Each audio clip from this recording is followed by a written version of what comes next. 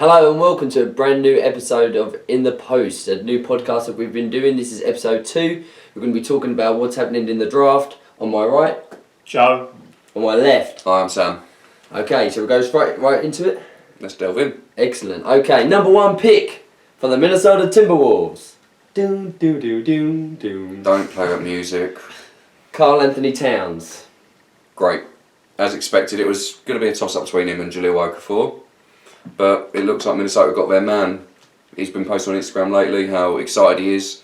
He got some welcoming packages. He got as well, you could see him in the gym last night. He posted an Instagram picture and his picture actually said, playoff basketball begins now. Well, it starts now. So he needs to play with that intensity, definitely. Well, especially with the surrounding cast now, he's got a future in Minnesota, which looks like it's got a potential to develop further and further. The guy going into the draft was strong. Like, his college numbers didn't really do him justice, averaging 10, 6 and 1. So it wasn't a high number, but it was quite a stacked college team as well. But if you it was more team ball, wasn't it? So it all shared. Yeah, they all shared the ball. His mid-range game decent, but obviously on the odd occasion you can take it out to a three-point line. But good prospects, and obviously as a centre he's also got KG as a mentor as well. That's going to be big for him. Yeah. Joe, you tell me about how do you think it's going to fit in with Wiggins and sort of the Timberwolves in general. Yeah, I think. I think this is the first time I've seen the Timberwolves actually looking to give it a go. The past 2 best draft picks they've had, Kevin Love and Kevin Garnett, they both seem to have tried to think they can do it on their own. That's enough. Yeah, that's enough. And then maybe if they added, like Stephen Marbury was there when Kevin Garnett was there, I believe. And Latrell Sprewell. Yeah, so they didn't have a great surrounding cast. They had a couple of pieces, yeah. A bit like what the Kings are doing with Boogie at the moment, really. Yeah, they've talking about that. And now they've got Wiggins and Towns. I think that's going to be the building blocks to a contending team in the next 5 years, maybe. Maybe not this year, just because of the youth. But when they're all learning. Absolutely. Well, it looks like Timberwolves are learning from their mistakes as well. They have to. By Kevin Garnett moving on to get a championship, Kevin Love moving on to go into to develop and be more successful, get to the finals. It's showing that the prospects that Minnesota are bringing in are great talents, but it's just bringing in the pieces around them to keep them to stay there. Yeah, I mean, they haven't exactly got a big market area. You don't dream about playing for Minnesota, but that as long as they've got a good core, it makes it better to stay. Years and years ago when Oscar Robertson and Kareem were at Milwaukee might not be New York, but people wanted to play there, I'm guessing, back then. So I don't think it's a problem. I mean, Rubio's only still 24. He's still got plenty of time to develop. He's still got a half-decent defence. Needs to work on that shooting, but he's got the passing too. So they've got Rubio. They'll keep Pekovic. They've got Garnett, and now they've got Towns. There's a big man rotation. Yep. Pretty good. How many wins will Towns give them this year? How far? Because Wiggins did definitely add to them, the Timberwolves last year, and Parker helped the Bucks until he got injured. How many wins and whereabouts will the Timberwolves finish? I know they've still got free agency. They've still got a long time to develop, but I don't see them being one of the early picks, like the first, second, third round pick next season. I can see them doing well, but obviously, again, they won't make the playoffs, but I believe they'll be possibly a 30 to 35 win team. Yeah, that sounds about right. Sort of, maybe towards the end, battling like they did about 2-3 seasons ago. They go on a run as other teams start playing the tactics. Especially the youth in the team could play a factor in the stamina and fatigue towards the end of the season. And them learning about the league, so they'll get better as it goes on. I definitely agree with that. They finished with 16 and 66 their record last year. I think they'll get 30 wins. They'll get 30 wins. Well, Pekovic missed most of last season as well and for injury, and Rubio. I think maybe they'll get. It's just the West is very, very hard, and free agency's still got a while to go. If I have to make a pick now, I'm going to say 34 wins. Yeah, but so much, much better than last year, over double. Moving on. Can I just go back to that? Because we've got about the Garnett and the Towns. Oh yeah, this is a nice little number. Go on, you tell. No, you wouldn't. You found out. Very massive, yeah. It was a message that I actually saw on Twitter. Kevin Garnett, NBA debut, November 3rd, 1995. Karl Anthony Towns was born November 15th, 1995. So 12 days later, after Kevin Garnett's debut, Towns was born, and now they're teammates. So that's pretty mad. Pretty good. Yeah. Well, it's the same as Kawhi Leonard when Tim Duncan won his first MVP. He was 8 years old. Yeah, but born and 8 years old, it's impressive. But I don't think there's anything been like this before. It's as far as number one picks go and everything. Yeah. He's been compared to Bogut. That's his NBA comparison. I always like to see that, but we'll see how he goes. Number 2, the LA Lakers. D'Angelo Russell.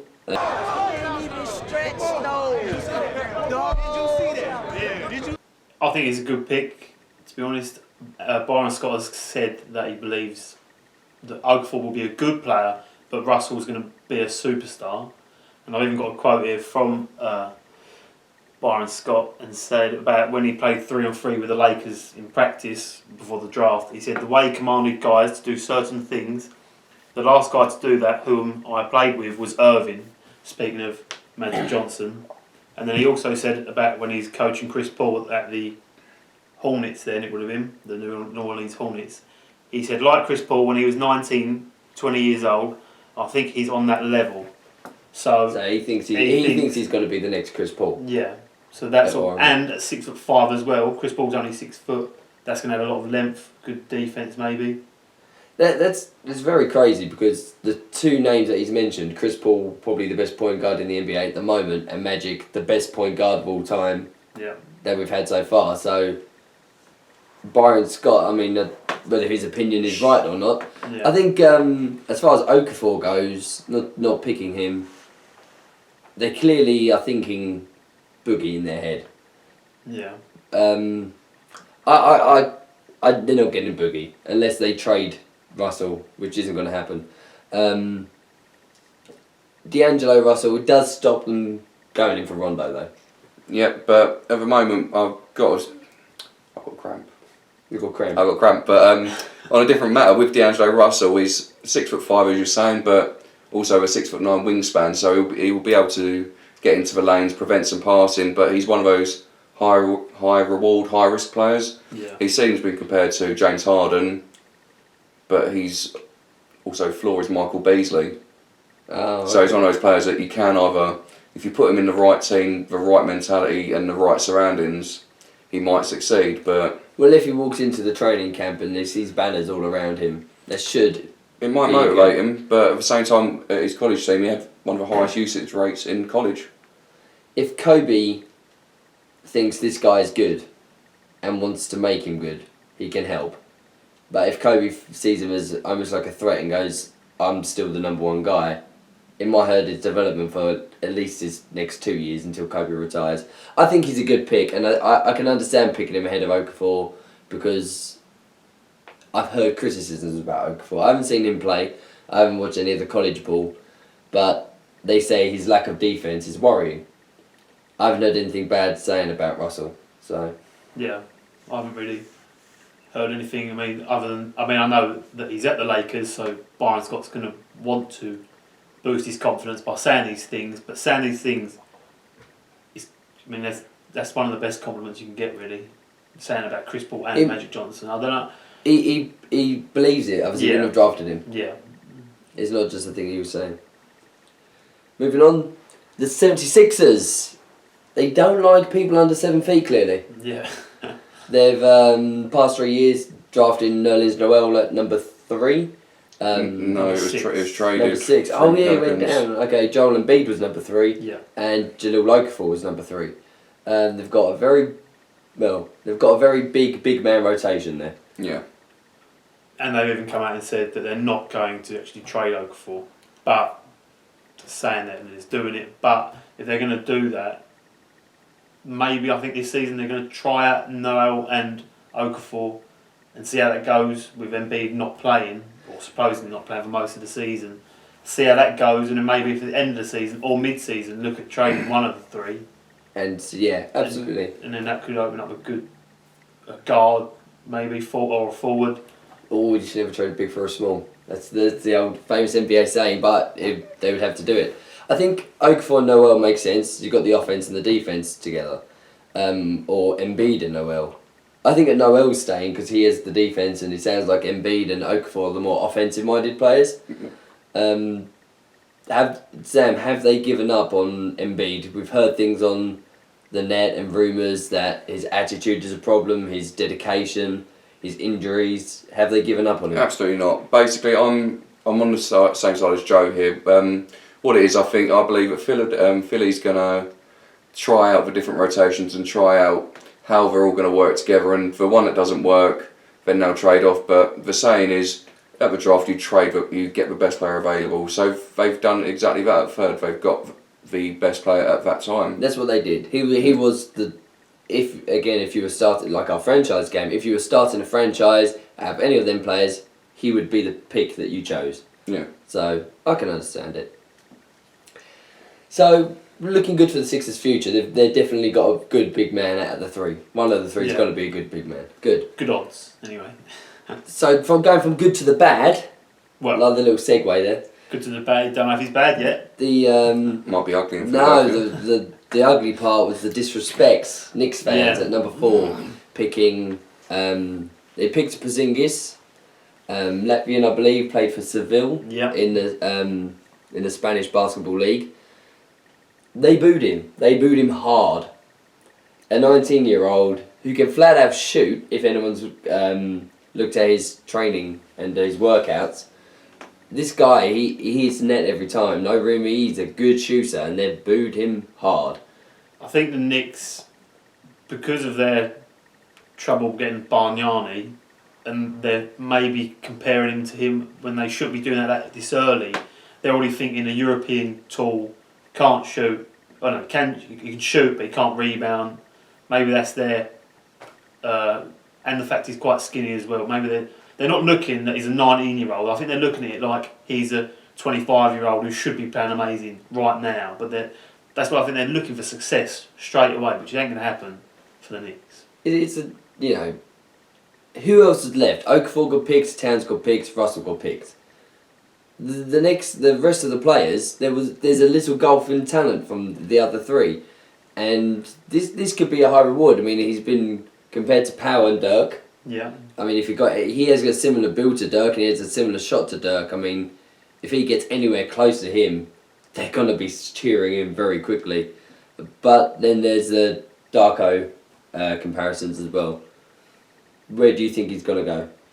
I think they've given up. They gave up too early with Porzingis. Like, they were sort of sold as soon as he was drafted. I was like, oh, this could be another tragedy. They've not really seen it in the sense of, oh, European success. There's not been that much in the league, and obviously coming off a season with Bargnani, they're looking at it like, oh, this is it for us. Is this what Phil Jackson's organisation is running for us? Because obviously you had different options ahead of him. You had Justice Winslow could have been taken. You could have had a lot. You could have had more added to it, but they chose a big risk in Porzingis. But I think he's going to pay off for him. I think he is. It was probably a bigger risk. Like, they could have went a bit safer, but they want to get superstars to win the championship, and so they had to take that risk. It's a bit difficult once you've got a 4th pick to kind of get that superstar. So I actually agree with the decision. I think it's good. No, I completely agree. The only thing I just want to see is a bit more bulking up from him. He's 19. He isn't fully grown. No, he's 19, yeah. But if he's going to be playing for 4 over 5, you're going to be looking at he's going against 240, 250 pounders. I think he's going to be a 7'1", He's 7'1", but I think he's got to be a 4. At his build, no matter how big he can get, he's still not going to be able to beat people like Al Jefferson in defence. So he's got to be a stretch 4. He's got to be a bit like Kevin Love, I think. Needs to work on that rebounding, but I think you got to give him a chance. When you're 19 years old, he'll be alright. He'll get you points. Yeah. Now, 5 to 9, they were all kind of like fair enough picks. Everyone kind of expected the way they went. Then Heat got apparently a bit of a steal. A player called Justice Winslow. Been compared to Kawhi Leonard. Everyone says this is a classic Pat Riley, bit of luck steal, or a bit of a gem. Well, that's who Boston wanted to go for. Boston was going to throw a handful of Brooklyn picks to Charlotte to get the 9th pick, but obviously Charlotte was sold on Frank Kaminsky, which prevented us from drafting Justice Winslow. So I'm pretty gutted on that, but at the same time I'm happy with who Boston drafted as a team. But he done well with that. Justice at the 3, Wade at the 2 and Dragic at the 1. They've actually got a solid starting lineup there. Yeah, so, same thing as Sam really. Especially the defence. That rotation between him and Deng is going to be good defence if they're saying he's going to be a player like Kawhi Leonard. And Deng hasn't been quite as impactful as he was since he's left the Bulls. So it'd be a good I think time he's getting older, and with the Bulls he had a lot of friends and there's a lot of chemistry with the Bulls. Whereas now he's getting older, and because he's been shipped to a few teams, it's like you got to earn that chemistry through playing loads of games, which he's had one sort of season, and now we've got this new guy. It's going to be. I think it's going to be a good Heat season now. They've got this Winslow. I've just been hearing the hype, but the hype sounds like that is a very good draft pick at number 10. Because at number 10 you can get some bad players. You can get some good, but you can get some bad ones too. Now you mentioned Boston guards, and the rotation. You're the opposite of the 76ers at the moment. They love their bigs, you love your guards. You've got about 6 or 7 guards now on the books. What is Danny Ainge's big plan? Danny Ainge, it's just, he's keeping the cap space free. He's going to make a splashy big in free agency for a big guy. You've got Avery Bradley came off a good season and his contract holds value now. We're at $7 million a year. So he's going to look at swinging that as well as maybe another guard as well. Also, we've had the emergence of James Young development. He's apparently put on a lot of muscle mass, and his games in the D League were impressive as well. So I think Boston's going to look to trade Avery Bradley and possibly move Jared Sullinger or Kelly Olynyk, which I wouldn't be too disappointed. I've heard they're open to trading Marcus Smart as long as they get something good for him back. I think that was just a smokescreen. It's very strange the Celtics because they've got all these picks, but they're not really picking any one that they think they're going to take them to the next level. Just all very good guards. Well, it's the same as for Sixers. They've drafted the best player they felt was the best player available. That's why they took Terry Rozier.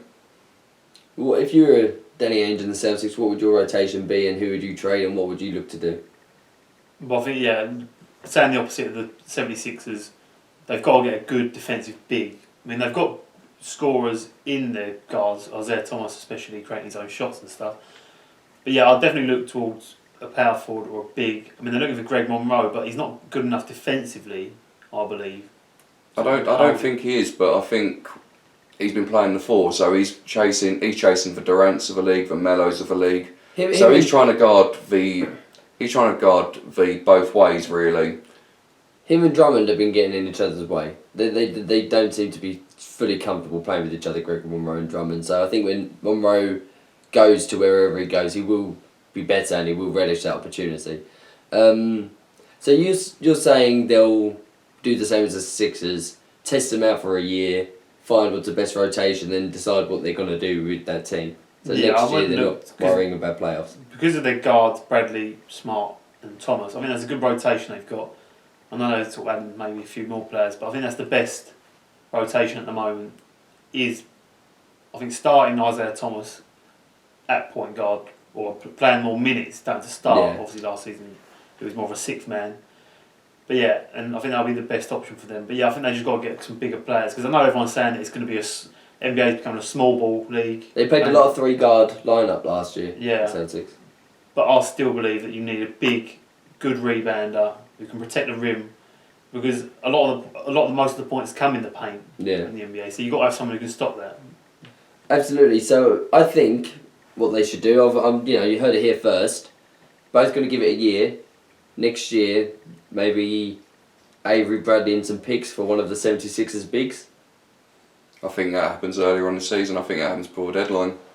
Deadline, do you think? Before trade deadline, I think Avery Bradley and Brooklyn's pick next year goes to Noel. Well, they're both building at the same time, so it would make sense that they could sort of help each other out almost. It makes a lot of sense. Yeah. Especially in the 76ers, if Embiid's injury that he's got takes quite quickly, and they can get him in as soon as they can, see him how he is with the rotation, and then if they can do that for a solid maybe like a month or 2 before the trade deadline, then I think it will happen mid-season sometime. Yeah. Embiid needs... So it's all dependent on Embiid's health, which is never a good sign by the looks of it, of what we know so far. One thing I wanted to talk about, my Mavs. We drafted a player called Justin Anderson. 6'6", NBA body ready, good defensively. Shot 45% from 3-point range last year. That is one who I want to talk about. Number 52 pick. Very topical. Satnam Singh Bamara. 7'2" at 19. First ever Indian player to be drafted in the NBA. Now he's been picked because he could have an upside. He's 7'2". He's massive. He looks like he wants to become a good NBA player. What I've seen in interviews and things. It's quite funny that he's got the same agent as Deandre Jordan though. No, I think you're just clutching at straws, to be honest. Clutching at straws, are you sure? What about the old marketing and getting a lot of jersey sales in India? A lot of jersey sales in India, but at the same time, I'm the same with Joe. It's coincidence. I think there's a lot of agent back scratching. I think he's a good player. Maybe he's young. He has a high upside. He's 7'2". You can't teach 7 feet, but if the agent says you pick him, I'll put in a good word. They're gonna take every little inch of opportunity they can get to get Deandre Jordan this year. We all know that. So I think it's going to happen. I think Deandre Jordan will leave. Apparently he's going to be looking at the Lakers, Clippers, Bucks and Mavs, possibly Knicks. But a lot of things came out today just saying it's really a 2-horse race, the Clippers or the Mavs. Yeah, I think he's staying. I think he stays at the Clippers. Yeah. He's staying? I think the Clippers, if he wants to get a championship in the coming seasons, I think his best option would be the Clippers just because of the youth in Griffin and Chris Paul's still 30, but he's still playing his best basketball. So true, but maybe there was that talk about him and Chris Paul not getting on that well. DJ is from Texas. He's got a home in Houston. I think as far as a chance of him leaving, there's more chance of him staying at the Clippers. I personally, if I was him, looking at seeing as there's not that many people actually contracted to the Mavs next year, and the Clips have done better every year since we won the championship, haven't they? You've done better than us. I'd be more inclined to say they want to give him the max. Doc Rivers loves him. When you've got a coach that loves you and wants to work with you, you should stay, but obviously I'm not going to say that. I want him to go to the Mavericks. He will become a big deal. I mean, he's Jerry Jones and Des Bryant, who is a big fan of the old Des Bryant, they're helping with the pitch. If he's a big Cowboys fan and they say, look, we're going to come out and you can can come on the Cowboys plane to games and things, it might sway him. Parsons is helping with the pitch as well. He's very confident of recruiting him and his recruiting abilities. Past few years, the Mavericks haven't done that well with free agency. We've lost on Melo, we lost on LeBron, Dwight, Darren Williams, all that nonsense. But I think out of all of these players, we have the best and most realistic chance of getting him out of all the others. Do you agree? Yeah, I would agree with that. Yeah. Okay. Also, obviously, going after Lamarcus Aldridge, and that's going to go moving on to our franchise game. Last episode we did this. I'm going to give Sam and Joe 2 different players, and they have to decide which one they would have to start their franchise with out the 2. So, Lamarcus Aldridge or Deandre Jordan. If they are both 21 years old, just come out the draft, who would you pick? For me, I'm picking Aldridge.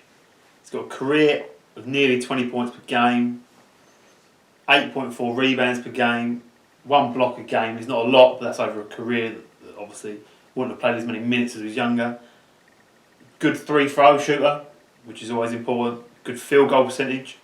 He took the Portland Trailblazers to the playoffs 5 out of 9 times, which is good, especially as that's before Lillard, one of the better point guards of the NBA at the moment. And he's also been an All-Star 4 times. And that was the past 4 seasons as well. So maybe that's Lillard helping him out a bit. But I would take Aldridge just because he is Portland's star man, whereas DeAndre at the moment is the third behind Chris Paul and Blake Griffin. Okay, very good case. How are you going to top it, Sam? I'm going to go with Deandre Jordan, a guy who averaged 11-15 last season with 2 blocks. Not bad being the third option with 11 points. Yeah, some of them came from the free throw line, but at the same time, he's a great rim protector. And it's more of, the stats don't do him justice, it's more of an eye test. So you can see the movement between Blake, you can see the movement between Deandre, and they cover the floor well, they work together as a good unit. So having a centre that influences like that, it will be a great benefit to a team. And also you can draw a comparison to Bill Russell. His offensive game wasn't fantastic, but his defensive rebounding, his outlet passing, running the fast breaks, that's all you need really in a team. That's how Bill Russell won his championships. Fast break and rebounds. Okay, good cases. Now I'm going to add in an extra little bit that we didn't do last episode. I want you to talk about why the other person shouldn't get the pick. So I want you to knock down why Deandre Jordan shouldn't get your pick. Well, like in my case, I mentioned free throw percentage. We know that DJ's not a good free throw shooter, and we know that he's the third man. Would he be able to get to the playoffs like the Clippers have the past few seasons with even one star man? I don't think that would happen. Because they've got Blake and Chris Paul, it helps them out a lot. And we know he gets 10 points from dunks and free throws. But again, is he going to get them dunks if Chris Paul or elite point guard isn't being able to throw up the alley-oops? That's my point. Okay, then you have to shoot down why Lamarcus Aldridge wouldn't get my draft pick. Well, I wouldn't get your draft pick. Lamarcus Aldridge, just not fantastic on defence, gets drawn away from the basket too easily. And personally, I just don't think of him as an elite power forward in this league. I don't think of him as fantastic. I see him as top 5, but I don't see him as fantastic. That's not a great point, but I know that Lamarcus is better than Deandre, but if I'm taking defence over anything, I can build an offence easily. But coming across a defence, I'll take Deandre 10 times out of 10 over Lamarcus.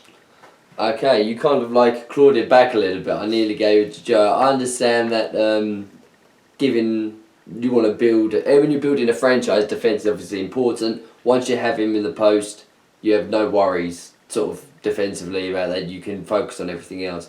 But I think out of the points, Joe did actually make better arguments. So Joe's going to get the points this week. Sorry. Right. Should I go? Yeah, you won, so you throw us our arguments. We spoke about him a lot yesterday, or a few days ago in our last episode, because of they could be traded. But who would you pick, Kevin Love or Demarcus Cousins? Do you want to go first? I don't mind. Demarcus Cousins, the best centre in the NBA right at this moment in time. You can't disagree with that. Who's better than him right at this moment in time? Tell me who is better. I would be tempted to pick DJ ahead of him. You'd pick DJ, 11 and 15 over 24 and 12. I think DJ has that better defensively, and go on. We'll go and do your case. Offensive repertoire, Demarcus is so much better in the sense of post moves. Yeah, Kevin Love can post fadeaway, but Demarcus as well is a much better person to defend the rim than Kevin Love. If he can cover the lanes, he can come out and mark the line. Just a better defensive person, and he's got a great offensive game to balance that out as well. Okay. Guess it's my go. I'd pick Kevin Love, so this works quite well.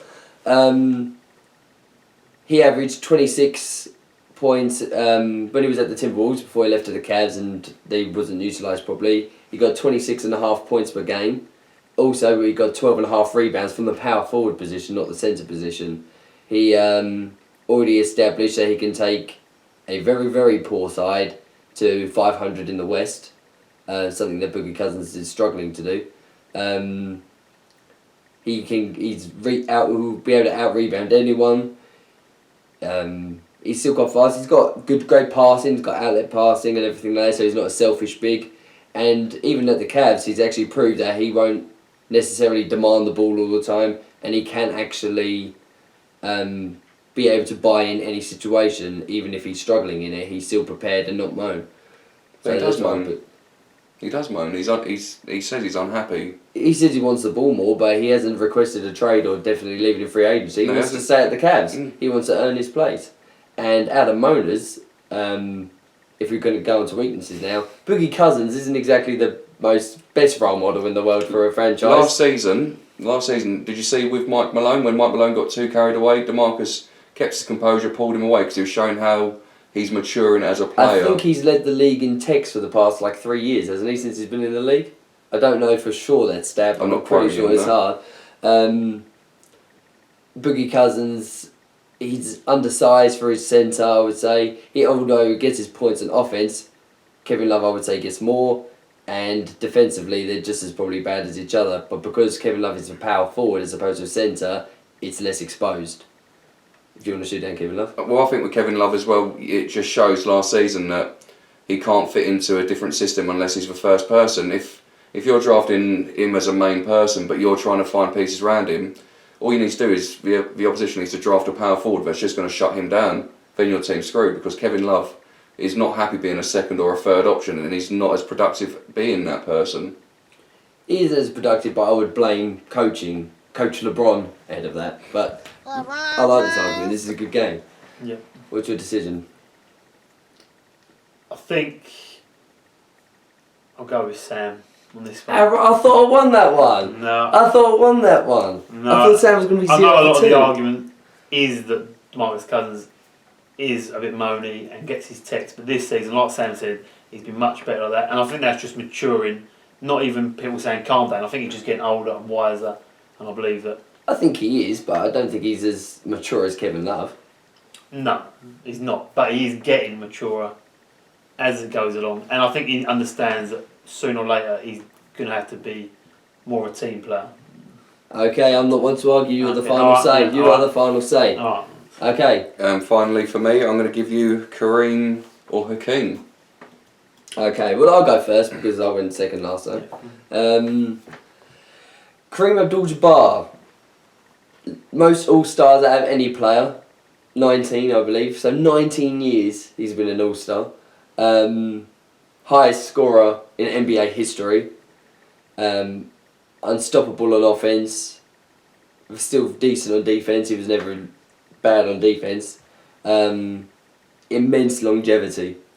Played for 3. He won a championship in 3 different decades. No, wherever he goes, he wins. That's my argument. Yeah, okay. Well, we mentioned All-Star appearances with 19. Hakeem has got 12, so, not too shabby. And he won an MVP in probably the best talent era of basketball we've known. I know Jordan was out at the time, but Barkley, you've got Malone, Ewing, you've got Dominic Wilkins, you've got Derek Harper. Muggsy Bogues. You've got one amazing group of basketball players in the late 80s, 90s era. He did win 2 championships. Again, asterisk, Michael Jordan wasn't there. But I believe that Houston Rockets never actually won against the... the Houston Rockets never lost against the Chicago Bulls. I think they beat them every time after the Rockets won the 2 championships. And also, he achieved a quadruple double, which has only been achieved 4 or 5 times, which just shows he can do it all, and especially with assists as well. From the post, he's got a million post moves. I bet he's still got post moves he never actually showed us, and he's my favourite player. So Fair enough. Okay, right. Shooting down. Do you want to shoot down first? yeah. He's very limited, Kareem, with the skyhook. It's amazing. I know it goes in pretty much all the time. I know, but because it's that one thing that he does, it's sort of mainly my point would be because Hakeem's got so much he can do, and Kareem's quite limited what he can do. But I suppose getting the most amount of points ever, if it works, carry on doing it kind of mentality. And the fact when he won, he did win championships, but it was with the only time really was with the Bucks, and he still had good players around him then. And when he was at the Lakers, he did have Magic Johnson, James Worthy, and a lot of great players. Where Hakeem, he had Vernon Maxwell, Kenny Smith. Yeah, it's not exactly the best player, but they are 3-pointers. I'll say that. So that does open up for him to pass to them. They didn't have that back then with Kareem. Well, Hakeem won an MVP in a very, very oversaturated era. But Kareem won MVP 14 years apart. One in 85. No, his finals MVP, sorry. One in 85, one in 71. He won 6 regular MVPs, all during the 70s and once in the 80s. And Magic and Bird was playing in the 80s, in 1980, weren't That in the rookie seasons. They're still pretty good players back then. I mean, it's difficult to knock Hakeem, although if you're going to draft them, you were saying about him having an unstoppable move, and he's limited, but you want that limitation on your team because he does it all the time and he's very good. Hakeem, before he became Hakeem and he was Akeem, he went on strike, he pretended he was injured so he didn't play, and he slapped Vernon Maxwell, his teammate, across the face in the training room. Yeah, well, if you're spitting on the floor. Yeah, spitting on the floor, having no class, as Hakeem said. But, so there was that trouble early on in his career. Obviously, later on, he's an amazing player. These are both amazing players. But when you got a 6-time champ, 19-time All-Star, leading the points, rebounds, blocks, you've got to go Kareem if I was drafting out of the two. But the same thing you're saying there about slapping him and going on strike, he wants to win, and he was at a Houston team that weren't doing it to suit him, and then he eventually did become a team player, and when he does lift the MVP trophy, he says it's as much as my team as it is mine, so he can share. Absolutely. He learned that over a few years though. Kareem was winning his whole career. So. Cop out, but I'm going to give it to Allan because 1 point was Hakeem in airplane. Hakeem was in airplane, he was. I should have brought that up first. That was my best. 19-time All-Star. Well, you're in airplane. Oh, you're in airplane, Kareem. We've got to Roger? Huh? I think Joe should win for me failing to bring up that point. I enjoyed that. I think we'll do that another time. Maybe we'll do a different game, other time. Change out sometimes. Any additional things you want to add before we wrap up? There has been a few trades, not big ones really. Plumlee to Portland and Hardaway's gone to, I don't know where he's gone. Atlanta. Yeah. I think that's quite good, but I said to Allan earlier, maybe we were saying last time about Ellis going to Atlanta, maybe the Hardaway going there. I know he's not as good a player, but that could be the fact that he's there. Yeah, maybe that might affect that. Yeah. Well, it looks like my idea was out the window. Plumlee going to Portland, maybe that might be a rollover replacement, but maybe that gets rid of the idea of. I think Greg Monroe should have went to Portland, but I don't think that's happening now. Anything you want to add, Sam? Nope, I'm happy. Favourite dunks of all time? Favourite dunks? You did mention that. As a Boston fan, it's going to be pretty sad to say this, but they're both from Dwayne Wade. Oh, you're killing me. Dwayne Wade on Perkins and Dwayne Wade on Varejao. Mainly on the Varejao, it was the whole sequence that led up to it. The Jermaine O'Neal block on LeBron, then the Varejao poster. Yeah, very, very good. I've got to admit, even I was a bit... And you hate it. Oh, yeah. Flash. Favourite dunk, Joe? Give me one. Dunk, it's got to be Dr. J on Michael Cooper. He doesn't even try Cooper. He ducks under. He rocks the baby. He cocks it back and he smashes it in. What a dunk. Even Michael Cooper knew that was a good dunk. Then two are very iconic, sort of very good dunks. My one doesn't really get much recognition, but I think it's just so skillful and from a player who I'm not a massive fan of. But Kobe Bryant's dunk, Kobe Bryant's dunk on the Denver Nuggets. Just the way he wraps it around the back and then does a spin the other way and then dunks it over the player. Very, very impressive. I mean, when you say dunks in general, you think of the Vince Carter dunk contest or when he dunks it in Team USA and all that kind of stuff. Yeah. But I wasn't expecting it. He was just going up. I thought he'd do like a Euro step and a layup or something. Then that came out of the blue and I was just so surprised. It's one of my favourite dunks. Yeah, good dunks. I think we're all good for today then. Yeah. Okay, thank you for joining us. We had a little chat about a lot of different things. Next episode, I want to talk about Coach Blatt and LeBron and Coach LeBron. The problems there. I've been wanting to get that off my chest for a while. Yeah, this episode, because of the draft, Yeah. not much chance. The draft special. Yeah. Cool. Okay. Thank you for joining us, and we'll have an episode soon. Cheers, guys. See ya. Yeah.